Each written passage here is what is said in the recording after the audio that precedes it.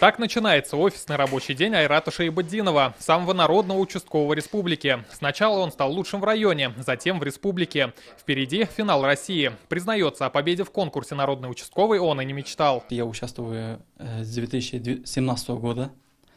Те года принимал участие, но нужное количество голосов я не набирал.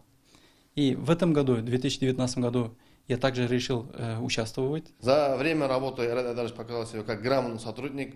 У него работа идет, то есть и выявляемость, и доверие населения у Айрата Айдаровича очень высокая. Работать в полиции он мечтал с детства. На службе уже 12 лет, а 4 года назад Айрату предложили стать участковым. На территории Старообдолского сельспоселения я работаю с 2015 года. Здесь народ терпеливый, дружный. Из-за этого, наверное, здесь крупных каких-либо преступлений не совершено. Совместно работаем уже сколько, в течение нескольких лет. Он аккуратный, добросовестный.